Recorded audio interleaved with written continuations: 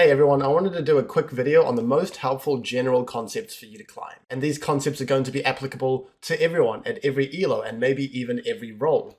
I'm going to back them up with examples for those visual learners out there, and without further ado, let's jump into it. The first concept we're going to be talking about is being allergic to zero pressure. I want everyone to develop an allergy to exerting zero pressure. I want people to be able to, kick themselves in the moment when they know or they feel like they're not really exerting any pressure whatsoever on the map. And the beautiful thing about League is that there's always somewhere on the map that you can be exerting the most pressure. And luckily we can simplify it a lot for the support role. Typically, if you're just hanging around bot and you're not really achieving anything, you're exerting no pressure. The other place that you would want to pressure around is mid instead. And so we're going to have a look at a quick example of this. So this was a coaching session with a Nami, and what we're going to see here is that the Nami is going to be exerting zero pressure on the map. They're going to be just hanging around bots, not actively pressuring, not looking to win the 2v2, not looking to really accomplish much, just kind of hanging around. And what I hope for in the future is that they get better at recognizing these situations are going to come up in advance. Maybe you're in a losing 2v2 matchup. Maybe the early game hasn't gone as well as you would have hoped. Maybe your teammates are somewhere else and can't help you to generate pressure.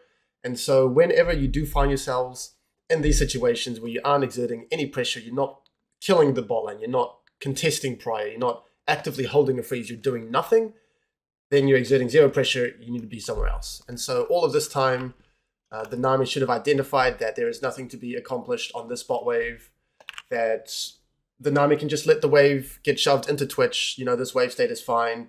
The Azillion and a Sivir diving at Twitch, it's pretty unlikely as well. And so what Nami could be doing instead is playing around mid lane.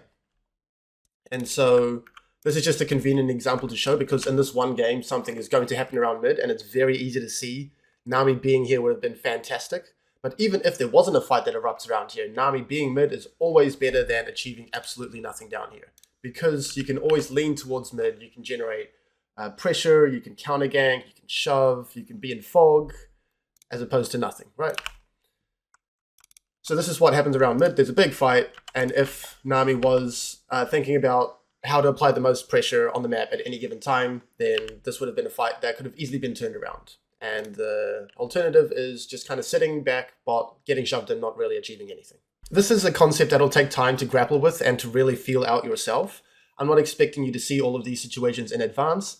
Just be ready to accept when you are, useless on the map. And the person that I was coaching here was very self-aware and actually pointed out some of these instances where they felt useless. And so we could talk about if they were useless or not and where they could have been instead to generate more pressure. The next concept I want to talk about is towing the line between danger and safety. Now you can say this more simply as spacing, but it doesn't quite have the same weight behind it. The better you are at League, the better that you can tow the line between danger and safety.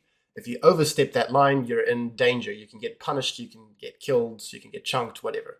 If you understep the line and you're too far into the safety, then you're not exerting any type of pressure on the enemy team. And so what you want to do, it's going to be a different line with respect to every situation, right? You have to take into account your ranges, the enemy's ranges, your abilities are up, the enemy abilities that are up. And so this is something that you can never really master, but you always want to be thinking about. And it kind of ties into exerting pressure in a different way as well. You always want to be exerting the maximum amount of pressure without being able to get punished.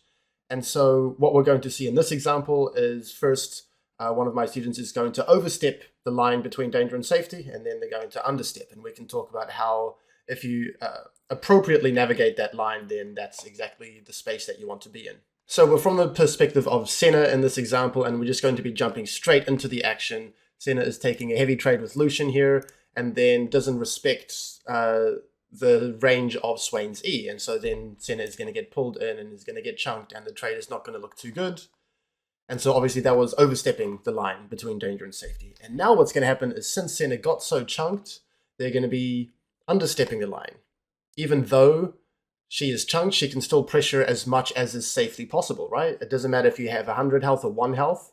You don't want to give any undue respect, and you want to be pressuring as much as possible given any situation, okay? So Senna gets chunked, and then Senna is starting to stand really, really far back. And Lucian's auto attack range, it's not going to be that far. So Senna got chunked by Lucian, but The line between danger and safety is going to be Lucian's auto attack range, which is not much further than just around here, or Swain's E range if he is standing in the bush, and maybe Swain's E is not back up yet, so then you only have to respect his auto range.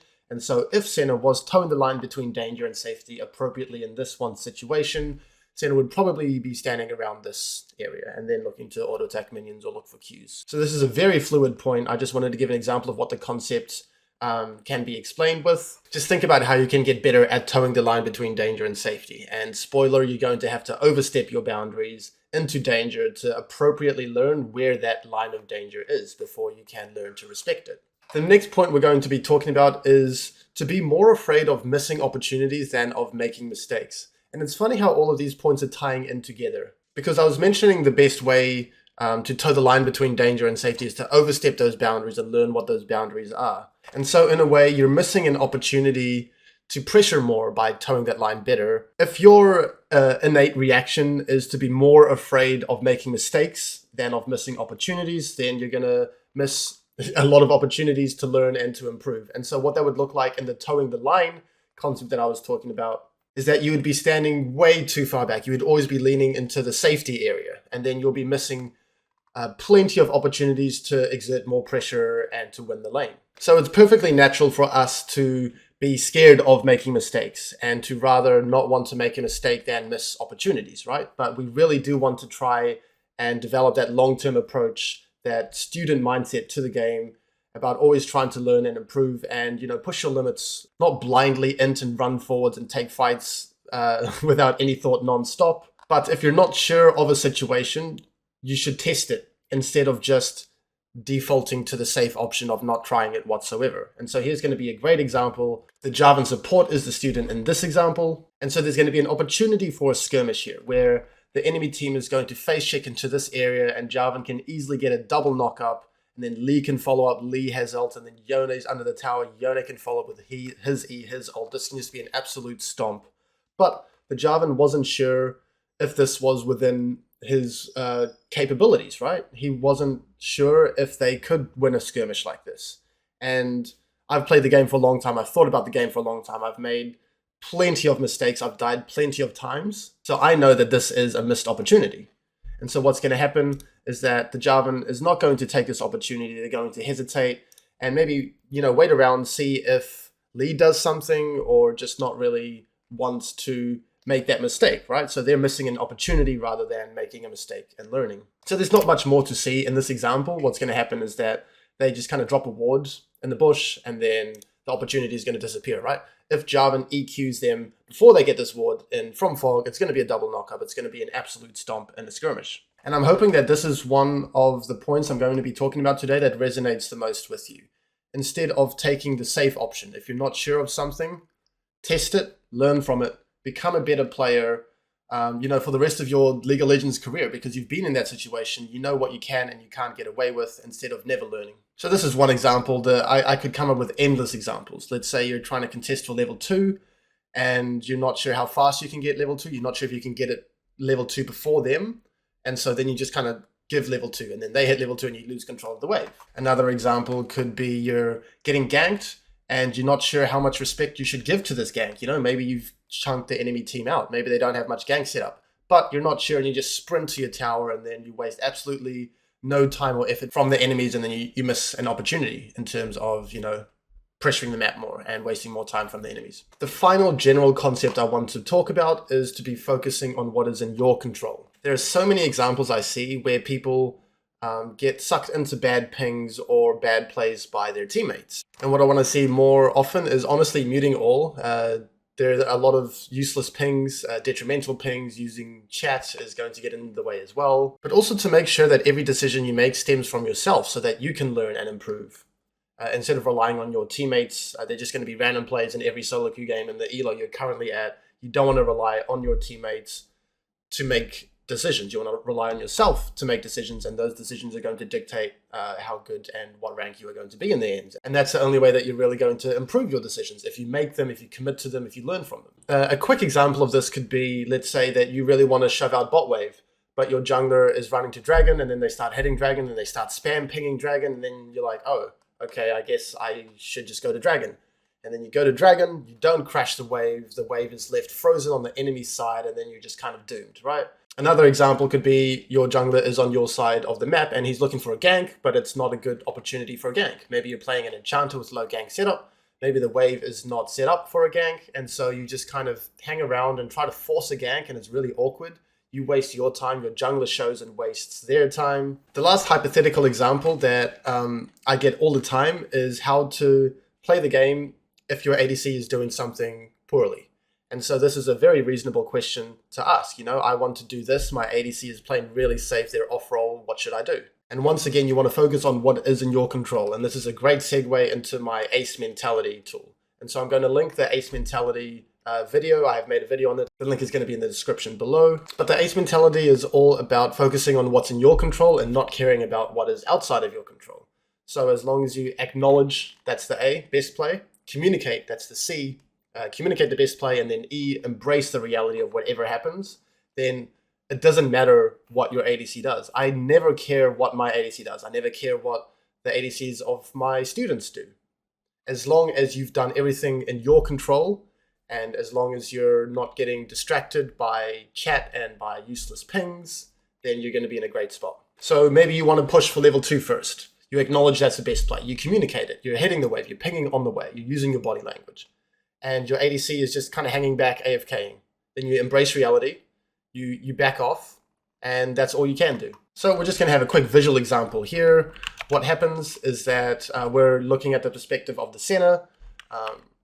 Senna and Caitlyn got a kill, and then I've worked with the Senna a lot, and we know that we want to ensure that this wave crashes. So you get a kill, you try to crash a stacked wave, and then you find a base. And so that's what Senna's looking to do. But we're not pinging it in advance. And so what the Caitlyn is wanting to do is just kind of back off.